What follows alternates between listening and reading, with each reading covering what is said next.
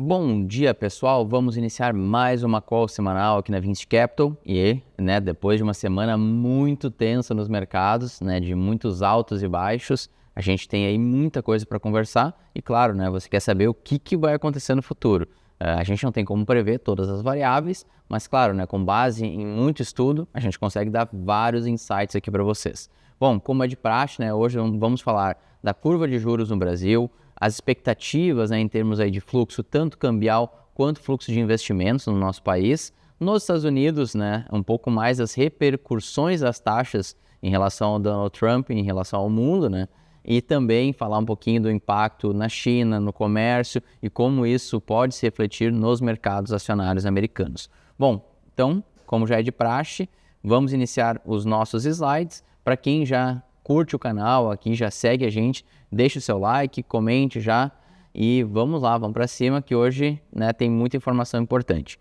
Bom, primeiro de tudo, a curva de juros brasileira vem dando um alívio, a gente chegou a ter uma expectativa aí de quase 16% de taxa terminal nesse movimento e notem aqui que a taxa terminal pro ano é em torno de 15%. E a partir de 26, aí sim, já com possibilidades de alguma redução nessa taxa de juros.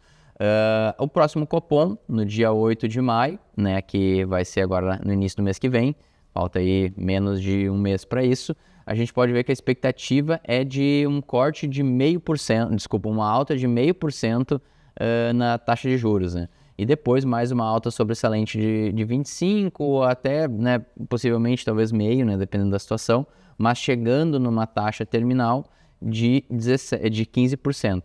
Mas o mercado, obviamente, vai mudando as expectativas. A gente tem visto uma movimentação agora de redução da expectativa da taxa de juros, o que deve ir em linha muito com o que o Banco Central está fazendo. O Banco Central está indo muito tecnicamente em termos aí de ajuste de taxa de juros. O problema principal é a questão da dicotomia entre o que o Banco Central está fazendo e o que o governo está fazendo. O governo incentivando o consumo, incentivando o crédito, o que são pressões inflacionárias, e o Banco Central tentando segurar as pontas pelo outro lado com essa taxa de juros em alta.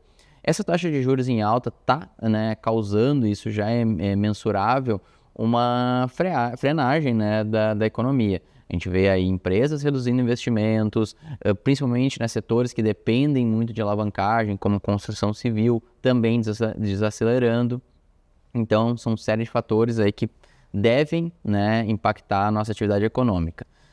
Nossa moeda, apesar de ter uma taxa de juros altíssima e uma taxa de juros real, que é a taxa de juros acima da inflação, aquele resultado real dos juros, a gente está vendo um patamar altíssimo, Tesouro brasileiro pagando IPCA mais 8, o que é uma coisa realmente muito, muito, muito fora, porque por mais que a taxa de juros esteja alta, se a taxa de inflação também está alta, a taxa real ela é muito baixa, ou pequena, ou algo nesse sentido. Aqui no Brasil não, a nossa taxa de juros real está muito alta. Então isso aí tem uma implicação de desaceleração econômica muito grande e também de atração de capitais, principalmente fluxo especulativo, um dinheiro que vem para o país para especular, para pegar uma taxa de juros, pegar um movimento de distorção e capitalizar em cima, Então a gente vê que mesmo nesse cenário de uma taxa de juros real altíssima, a nossa moeda segue se valorizando e desde as tarifas do Trump é a moeda que mais perdeu o valor do mundo.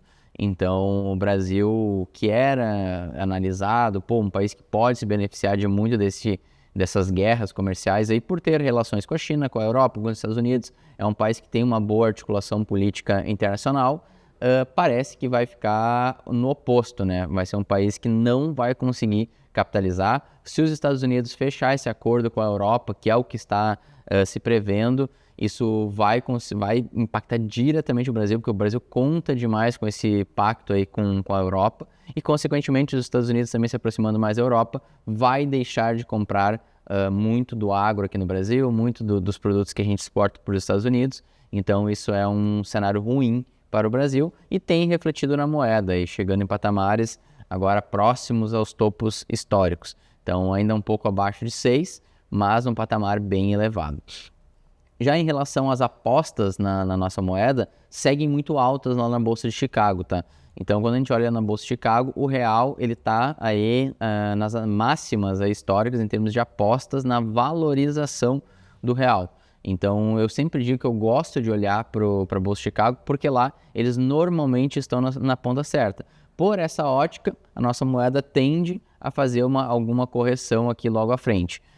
Por que eu digo isso? É justamente por esse fator dos juros real. Se o governo fizer minimamente o dever de casa, a tendência sim é de uma convergência e é isso que os estrangeiros estão apostando. Porém, a população, o brasileiro médio aqui, ele tem cada dia menos acreditado na sua moeda e este ano de 2025, até então, né, no primeiro trimestre, foi o ano que nós tivemos a maior saída de dólares da história. Então, movimentou aí cerca de 11,4 só, né, na pandemia, que foi um período de são que era um dos recordes anteriores. O recorde mesmo foi lá no fim das bandas cambiais com o Fernando Henrique e agora a gente tem esse recorde batido, 15,8 bilhões de dólares. Claro, tem todo o cenário inflacionário no meio do período. Se a gente colocasse isso em perspectiva, ainda bem provável que em 1999 foi maior essa saída, mas não muda o fato, né, de nós termos aí uma saída muito considerável em relação ao real versus o dólar. Então, o brasileiro exportando capital, mandando dinheiro para fora e, claro, por muitos cenários aí que a gente pode imaginar.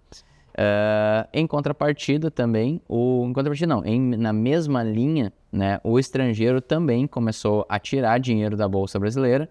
Então, aqui é a movimentação financeira dos estrangeiros. E notem que está num patamar negativo. Não é nada absurdo, não é uma saída gigante. Pode ser um reflexo aí de alguma realização de lucro, porque a gente viu aí nos últimos meses a Bolsa Brasileira andando e andando bem. E mesmo com esse cenário de turbulência, não teve um crash aí tão significativo. Então, a Bolsa Brasileira mostrando ter uma certa resiliência nesse cenário global, o que pode ter impacto aí também nessa realização de lucro. Então, o investidor estrangeiro que veio, performou, teve um lucro, ele acabou optando por vender e levar para os Estados Unidos ou para qualquer outro lugar esse lucro para poder até cobrir alguma perda, uma chamada de margem ou algo nesse sentido. Então, é normal nesses movimentos de sell-off, mas, né, ainda dentro de um patamar normal e aceitável. O pessimismo segue forte aqui no Brasil, então essa última correção, essa perna de correção que a gente teve, né, em relação às tarifas do Donald Trump, a gente vê aí um cenário de pessimismo, o que para curto e médio prazo pode significar uma vulnerabilidade para uma alta. Claro que no curtíssimo prazo ainda segue uma pressão aí vendedora. A gente semana passada teve uma gangorra de emoções, a bolsa caiu e subiu absurdos no mesmo dia, nem vou falar tanto nisso, porque quem acompanha o mercado sabe aí que semana passada foi muito atípica. O mercado americano teve um dia que estava caindo 2%, 3%, reverteu para uma alta de 9%, né? Ou seja, mais de 12% de alta da baixa até o topo, né? Então, naquele dia. Então, realmente uma alta aí muito expressiva. No Brasil também aconteceu isso. Mas já indo, né, para o mercado americano, que lá sim, eu acho que é onde a gente vai ter que debater um pouco mais nessa call de hoje. Primeira questão, né? A movimentação da taxa de juros para 10 anos nos Estados Unidos foi o maior aumento semanal desde 2001. Isso é impressionante. E os rendimentos dos títulos do Tesouro dos Estados Unidos de 30 anos, que são, né, os títulos com maior maturidade, uma maior sensibilidade, subiram, né, o maior patamar desde 1982.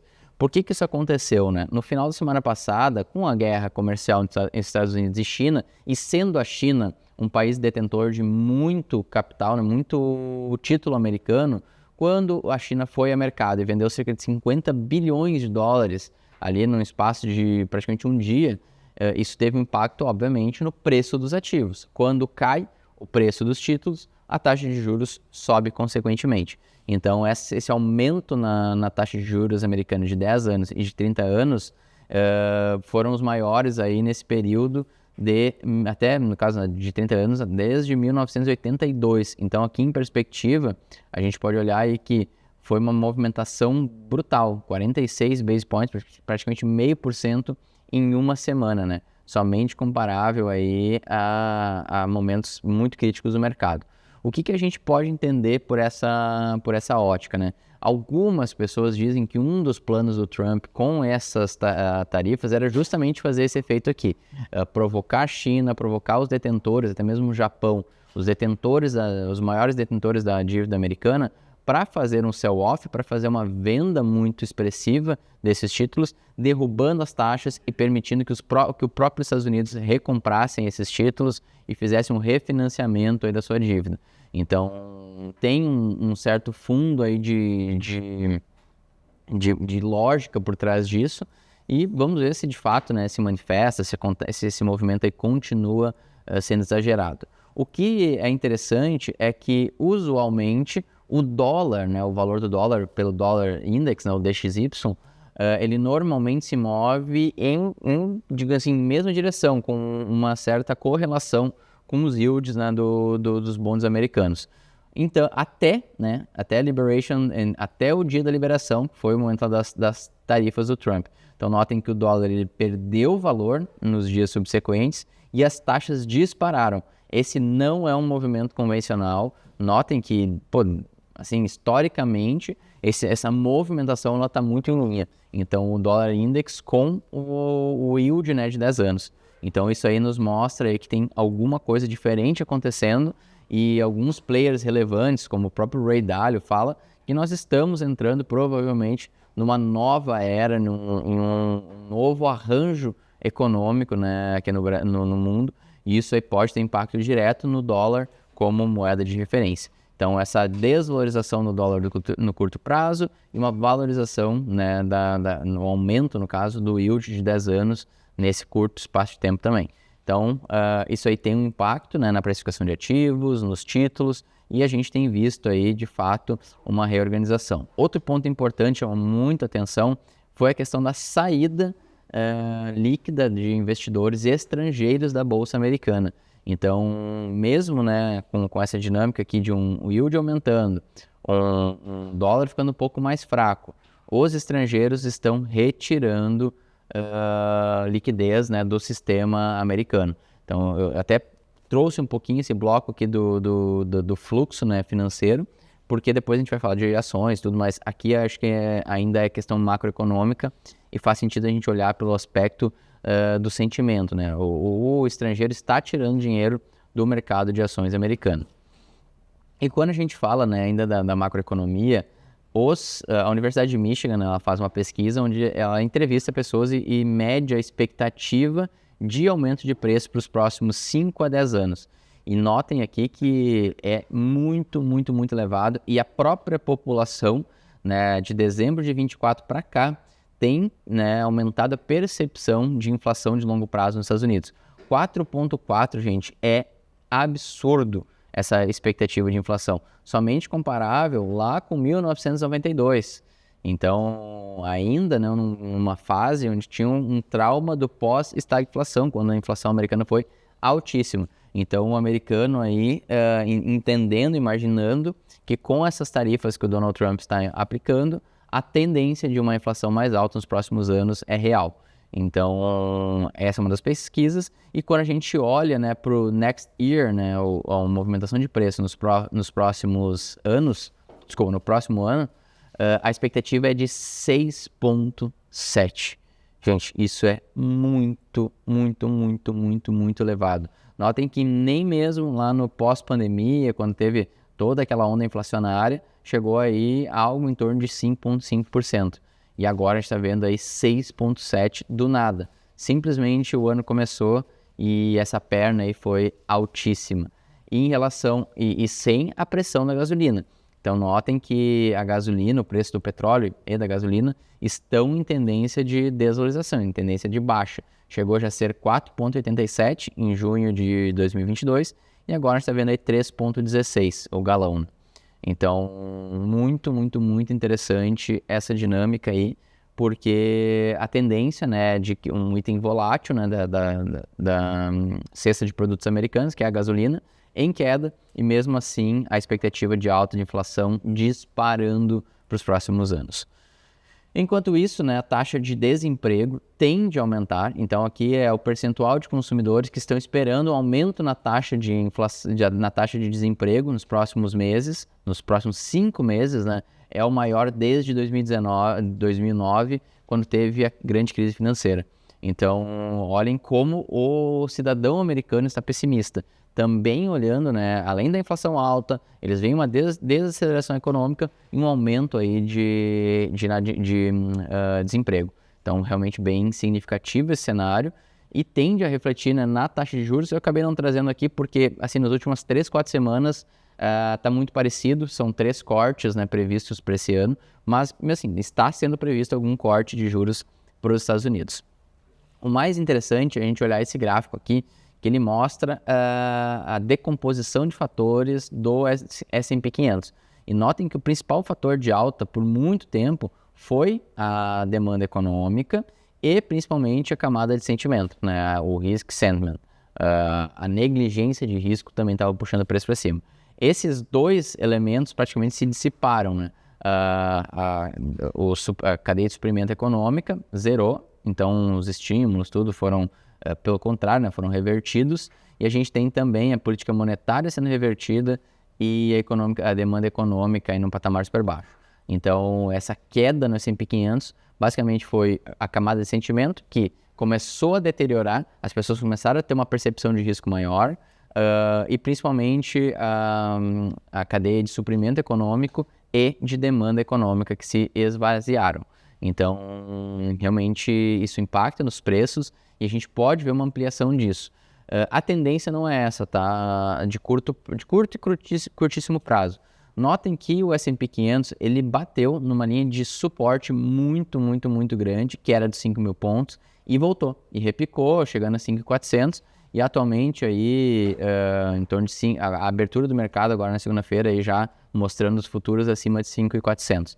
Então, vai ter uma linha de resistência muito forte, que é de 5.600, e aí vamos ver se vai chegar a tocar a média móvel de 200 dias. Se tocar na média móvel de 200 dias, depois de uma alta semana ou algo nesse sentido, a gente tem que ver se vai ter força, né, esse movimento para ruptura da média móvel de 200 dias, ou se ele vai aí bater e voltar. Então, a gente vai monitorar isso no detalhe. Acho que semana que vem vai ser uma semana muito decisiva para a gente entender a tendência, né, do mercado. Essa semana provavelmente vai ser uma semana com viés de alta, se não houver nenhuma notícia mais exagerada, nenhuma notícia mais complicada aí para o mercado. Então, pelas características técnicas, né, de suportes e resistências, a gente vê que essa semana para o S&P 500 deve ser uma semana mais tranquila. De novo, só lembrando, se não tiver nenhum fator externo, né, alguma questão em relação às tarifas ou até mesmo a guerra comercial com a China, então a tendência é de uma semana mais tranquila. O que a gente pode esperar para o ano, né? Que eu comentei que a gente vai falar um pouquinho sobre isso. Atualmente, a queda no S&P 500 está por volta de 15,3%.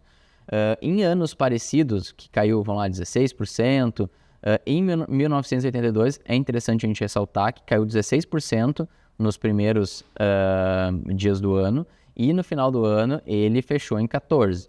Em 2009, caiu 25% e depois fechou em 23% positivo. Mas tem outros exemplos, né? Em 1990, caiu 16% e depois terminou o ano ainda negativo. Tem características interessantes, sim, de períodos que tiveram quedas, como a de 1957, caiu 16%, depois caiu menos 14%. Então, existem os dois lados da moeda. E por isso que eu falei, essas próximas semanas vão ser muito decisivas. Se a gente tiver um rompimento dessa média móvel de 200 dias para cima, né, romper a resistência, há uma grande probabilidade de a gente ver aí alguns dias e meses aí de boas altas no S&P 500. Se ele bater e voltar nesse momento, é um sinal muito negativo de que essa correção pode ser mais longa do que se esperava. E o pessimismo, né, como era de se esperar, também muito forte no S&P 500, com essa vulnerabilidade de uma alta de curto e médio prazo.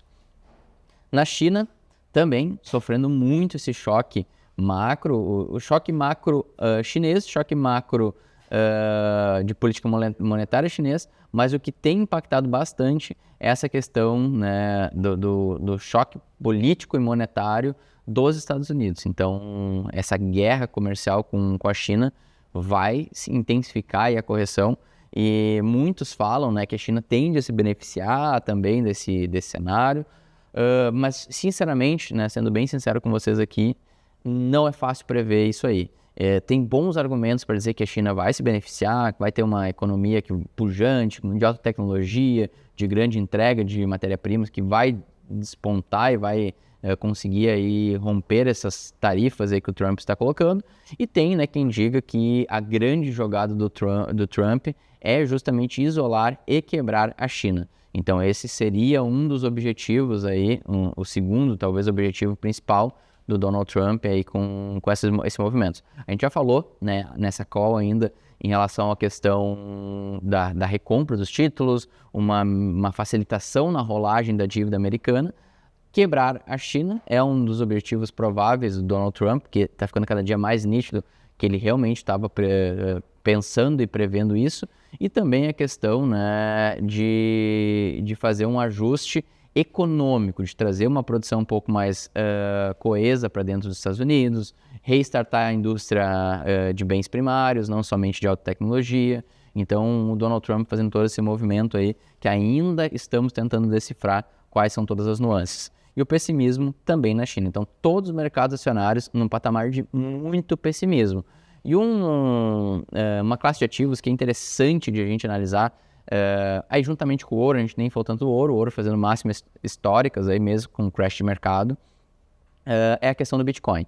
Então, dentro do halving, né, do movimento de análise do halving, considerando o atual, 2016 e 2020, notem que pela sazonalidade seria um período de muita alta.